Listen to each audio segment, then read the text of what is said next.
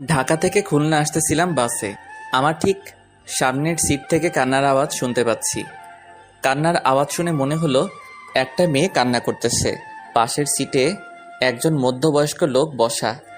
আমার মনে একটু সন্দেহ হলো, কেননা টিভি নিউজে মাঝে মাঝে দেখি মেয়ে মানুষকে পাচার করে, রেপ করে, বিক্রি করে ইত্যাদি। আমি একটু ভালো করে কান পেতে শুনতেছিলাম। লোকটি মেয়েটাকে বলতেছে, চুপ কর সেমরি, চুপচাপ বইসা থাক। তোরে আমার আনাই ভুল হয়েছে।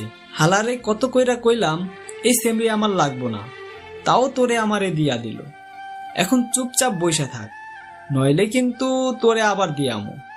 তারপর মেয়েটা আস্তে আস্তে কান্না করতে লাগলো। একটু পর লোকটি আবার মেয়েটাকে বলতেছে, ওইনে যাইয়া ভালো মতো কাম করবি, নইলে কিন্তু তোরে ওরা মাইরা ফেলবে। আর এই বালের কান্নাকাটি বন্ধ কর, নইলে কিন্তু। এইবার আমি কনফার্ম হলাম এই মেয়েটা কোনো খারাপ লোকের পাল্লায় পড়ছে। বাস চলেছে আর আমি সময়ের অপেক্ষায় আছি, কখন মেয়েটার সাথে কথা বলা যাবে। বাস যখন মাওয়াঘাটে পৌঁছালো তখন মাওয়াঘাটে প্রচুর জ্যাম। কমপক্ষে 4 থেকে 5 ঘন্টা সময় লাগবে। আর ঘাটে যে ফেরি আছে ওইটা 1 ঘন্টা পর ছাড়বে। তার মানে আমরা পরে যে ফেরি আসবে সেই ফেরিতে যাওয়া লাগবে জ্যামের কারণে। বাসের ভিতর গরমের কারণে অনেক যাত্রী বাইরে বের হচ্ছে। কিছুক্ষণ পর ওই লোকটা বাইরে বের হলো। আমি এই রকমই একটা সময়ের অপেক্ষা করতেছিলাম। আমি মেয়েটার পাশের সিটে বসলাম, মেয়েটার দিকে তাকালাম। মেয়েটা বোরকা পরা, শুধু তার চোখটা দেখা যাচ্ছে। চোখটা রক্তের মতো লাল। অনেক কেঁদেছে মেয়েটা। আমি মেয়েটাকে বললাম, কোনো সমস্যা? মেয়েটা মাথা নাড়িয়ে না বলল। আমি বললাম, যদি কোনো সমস্যা থাকে বলতে পারেন। মেয়েটা কিছুক্ষণ চুপ থেকে বলল, সমস্যা বলে কি হবে, যে সমস্যার কোনো সমাধান নাই? আগে বলবেন তো, দেখি সমাধান করা যায় কি না। আমাকে বিক্রি করে দিচ্ছে খারাপ জায়গায়, সেখানে আমাকে নিয়ে যাওয়া হচ্ছে। আপনাকে কে বিক্রি করে দিয়েছে? আর আপনার পরিবার কোথায় থাকে? মেয়েটা বলল, আমার পরিবার বলতে কেউই নেই, আমি একটা এতিম মেয়ে। আর যারা আমাকে বিক্রি করছে তাদের আমি কাউকে চিনি না, কিন্তু তাদের মধ্যে একজন পুলিশ ছিল। এর মধ্যে ওই মধ্যবয়স্ক লোক চলে আসলো। আমি আস্তে করে আমার সিটে বসে পড়লাম। আমি ভাবতে লাগলাম, আমি কি মেয়েটাকে বাঁচাতে পারবো নাকি পারবো না। আমি যদি আবার কোনো সমস্যার ভিতর পড়ি। লোকটি মেয়েটাকে বলতেছে, আশেপাশে খাবার হোটেল নেই, আমি সামনে হোটেলে গিয়ে খাবার লইয়া আসি, আর তুই এইখানে বইয়া থাক, আমি আইতাছি। এই কথা বলে লোকটি চলে গেল। আমি আবার মেয়েটার পাশে গিয়ে বসলাম আর বললাম, এখন কি করবেন? মেয়েটা বলল, জানি না। আমি বললাম, বাঁচতে হলে একটা উপায় আছে। মেয়েটা বলল, কি উপায়? এখান থেকে পালাতে হবে। কিন্তু আমি পালিয়ে কোথায় যাব? আমার তো আপন বলতে কেউ নেই এই দুনিয়াতে। সেটা এখন ভাবার বিষয় না। কিন্তু আপনি আমাকে নিয়ে কোথায় যাবেন? সেটা পরে ভাবা যাবে।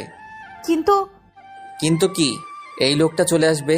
যদি বাঁচতে চান তাহলে এখান থেকে এখনই পালাতে হবে। মেয়েটাকে দেখে মনে হচ্ছে ভয় পাচ্ছে। দেখেন, আপনি আমাকে বিশ্বাস করতে পারেন, আমি আপনার কোনো ক্ষতি করব না। মেয়েটা আমার চোখের দিকে কিছুক্ষণ তাকিয়ে থেকে বলল, চলুন। আমি মেয়েটাকে নিয়ে সোজা বাস থেকে নেমে ফেরিঘাটের দিকে হাঁটা শুরু করলাম। ফেরিঘাটে যেয়ে দেখি ফেরি চলে গেছে। এখন কি করব কিছু বুঝতেছি না। এখন স্টিমার বোটে যাওয়া ছাড়া কোনো উপায় নাই। মেয়েটা বলল, কোথায় যাব আমরা? ভয়ে ভয়ে বলল কথাটা। আমি বললাম, আমার দাদা বাড়ি। তারপর স্টিমার বোটে উঠলাম। অনেক গতিতে চলছে। কিছুক্ষণ পর মেয়েটা অন্যদিকে ফিরে মুখের উপর থাকা মুখোশটা মাথার উপরে উঠিয়ে হাতটা মেলে আকাশের দিকে তাকিয়ে রইল। তারপর মেয়েটা মুখোশটা ঠিক করে আমার পাশে এসে বলে, জানেন, আমি এই প্রথম নদী দেখলাম। মানে? আপনি আগে পরে কখনো নদী দেখেন নাই? না, আমি সব সময় এতিমখানার ভেতরেই থাকতাম। আপনার আপন বলতে কেউ কি নেই? জানি না আছে কিনা। বলেই মেয়েটা কান্না করতে লাগলো। কান্না বন্ধ করুন, মানুষজন খারাপ ভাববে। বোট থেকে নামার পর আমার চাচাতো ভাইকে ফোন দিলাম। হ্যালো শাকিল। কেমন আছো ভাইয়া? ভালো, আমি আসতেছি বাড়ি। সত্যি? হুম।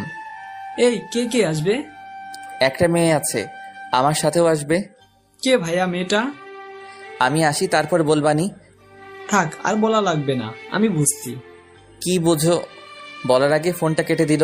তারপর মেয়েটাকে বললাম, কিছু খাবেন? মেয়েটা মাথা নাড়িয়ে না বলল। তারপর আমি জোর করে হোটেলে নিয়ে গেলাম। মহিলা ওয়াশরুম দেখিয়ে দিয়ে বললাম হাত মুখ ধুয়ে টেবিলে আসুন। আমিও হাত মুখ ধুয়ে খাবার টেবিলে আসলাম। ওয়েটার টেবিলে খাবার দিতেছে। এর ভিতর মেয়েটা আমাকে বলল, আমি কি এখানে বসে খাবো? তো কোথায় বসে খাবেন? না, আমি এখানে বসে খাবো না। কেন? এখানে অনেক লোকজন আর